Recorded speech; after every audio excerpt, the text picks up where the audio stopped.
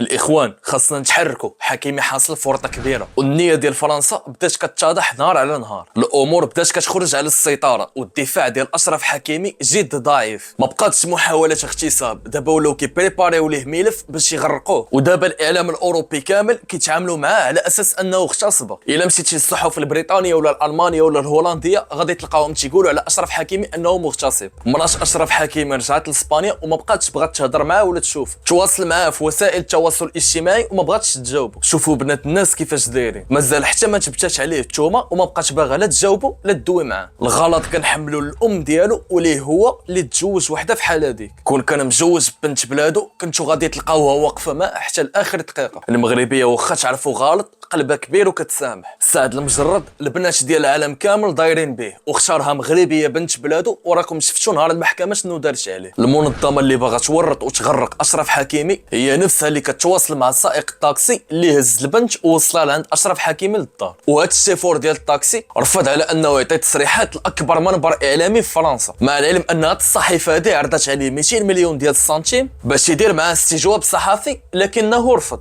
قال لهم انا ما باغي نعرف والو على هذا الموضوع وانا غير شيفور ديال الطاكسي وما تبقاوش تصدعوني. ردوا البال الاخوان، الموضوع راه داير على الفلوس. تخيلوا معايا شيفور ديال الطاكسي في باريس خدام الليل كامل ودار 12 ساعه ديال الخدمه، قال لك اودي انا ما بغيتش الفلوس، بعدوا مني. بداو تحلوا معايا واش بان لكم هذا الشيء منطقي؟ شكون هي هاد الجهه اللي دايره البلبله للمغرب؟ من الاخر وبلا ما نبقاو نتخباو، اللي داير هذا الشيء هي المخابرات ديال ماكرون، المخابرات الفرنسيه، زائد الناس ديال هوك اللي موركين في هذا الملف بالجوايات. خرجت بعض التقارير اللي شوهات المخابرات الفرنسيه والمخابرات الجزائريه، وهاد التقارير كتبين على انهم تورطوا بسبب التمويل ديالهم للشوات وبنات الليل، وكيستهدفوا بهم على الاغنياء والمشاهير. ردوا البال على ان المقصود هو تشويه صوره اشرف حكيمي. وهنا غنرجعوا لذاك لو جيست اللي دار المنظمه. كلنا شفنا ديك الحركه اللي دار اشرف حكيمي، والاغلبيه ديالنا كانوا متوقعين على ان ديك الحركه ما غاداش تخرجوا على خير، زائد انه سب الرئيس ديال الفيفا في ممر اللاعبين، والرئيس ديال الفيفا كينتمي للمنظمه. المنظمه كتحكم في شعوب وبلدان، فما بالك لاعب ديال كره القدم. ما تصوروش الكميه ديال الضغوطات اللي كتمارس على البنت لدرجه انها ولات كتدخل وتخرج في الهضره. قالت لهم انا كنت سكرانه الوقت اللي مشيت لعنده، وملي فقت شفت فيه وقال لي انا راه ما درت لك والو، وانا ما متاكداش واش قاسني ولا ما قاسنيش. ما بقاتش راه بغا يغتصبني وضربت ومشيت هربت وخرجت من عندهم من الدار وعيطت لصاحبتي جات هزاتني من حدا دارهم وركبت معاها ومشيت هربت. دابا ولات ما بقيتش عارفه واش قاسني ولا ما قاسنيش، ورافضه رفض كلي على انها دير الفحوصات الطبيه. واش المنظمه بغاو يقرصوا الحكيمي ودنيه؟ زائد الشرطه اللي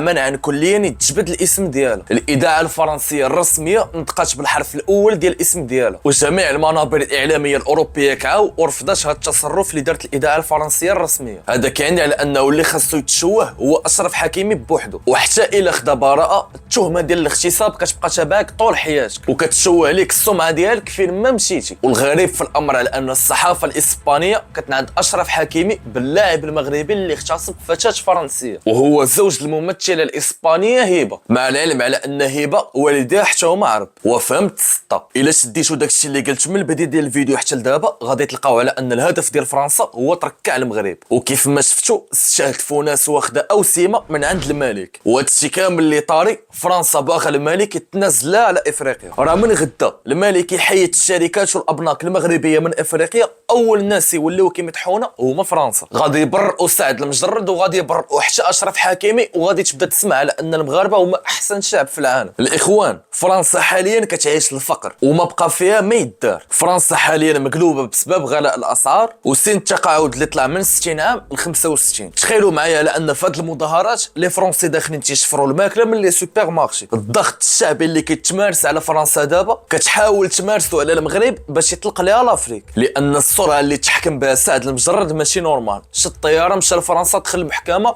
6 سنين ديال الحبس. في نفس النهار ديال المحكمه جبدوا الدوسي ديال اشرف حكيمي. لو بوين كومان بيناتهم بجوجهم عندهم وسام ملكي وقراب من القصر. فرنسا ما عندهاش الملف ديال سعد المجرد واشرف حكيمي، عندها ملفات اخرين ديال مشاهير مغاربه كتسنى على الوقت المناسب باش تلوحهم. وهنا الهضره على عز الدين أناحي، خاصو يكون راد البال من داك البلان اللي وقع ليه مع ديك ختنا قبل من لاكوب دو موند. مشى صار مع سيمانه قبل من لاكوب دو موند ومشى مقصر هو وياه في البينت بول البلاصه اللي تيلعبوا فيها بالفراده، وقالت بان ضرباتو بالغلط النيفو وتهرس ليه، وكانت هذيك هي السبب علاش لعب الماتشات الاولين بانطا على نيف. من مورا الحركه اللي دار اشرف حكيمي جات اللقطه ديال امير قطر اللي ما خلاش فيها الرئيس ديال فيفا يدوز ايمانويل ماكرون قبل منه. واصلا البروتوكول تيقول على ان الرئيس ولا الامير ديال البلاد المنظمه لكاس العالم تيدوز هو الاول من الطابي، عاد كيتبعوا الرئيس ديال الفيفا، عاد باش تيتبعوا الوفود الاخرين. ولكن هما بغاو يعرفوا عليه ويدوزوا هما الاولين ويخليوه هو الاخر في الصف. شنو العلاقه ديال هادشي بالموضوع ديال اشرف حكيمي؟ نفس النهار اللي بانت فيه التهمه ديال الاغتصاب ديال اشرف حكيمي، بانت فيه التهمه ديال الرئيس ديال باريس سان جيرمان بالاختطاف والتعذيب. في نفس النهار كيتهموا لاعب مغربي ديال باريس سان جيرمان والرئيس قطري ديال باريس سان جيرمان، وهما بجوج اللي عرب في الفريق. دابا هادشي كامل غير صدفه. وايام قليله قبل من هادشي فرنسا والاتحاد الاوروبي غادي يخرجوا الفيلم ديال قطر جيت وموروكو جيت، وهو الفيلم اللي اتهموا فيه الاتحاد الاوروبي وفرنسا المغرب وقطر على انهم كيتجسوا عليهم بالبروغرام ديال بيغاسوس. اشرف حكيمي موجات الملعب بالسلابه والفولار وباس لها على راسه والعالم كامل كيشوف. وهاد اللقطه هادي مرضات الاوروبيين وكلهم دابا نايضين ضده. تخيلوا معايا يكون مشى عند مراتو وعنقها وباسها من فمه، كانت الصحافه الاوروبيه كامله غادا تقول على انه انسان متفتح، وكانت غادا توقف معاه وما غاداش تشوه الصوره ديالو. الحسن الثاني الله يرحمه قبل ما يموت كان قال في واحد الاستجواب مع واحد الصحفي فرنسي، وردوا معايا البال صحفي فرنسي وقال لي على ان الغرب ما عندكمش مشكل مع المسلمين، عندكم مشكل مع الدين الاسلامي. خلاصه القول اللي تبع الطريق ديال الله ما غاديش يطيح في حال هادشي،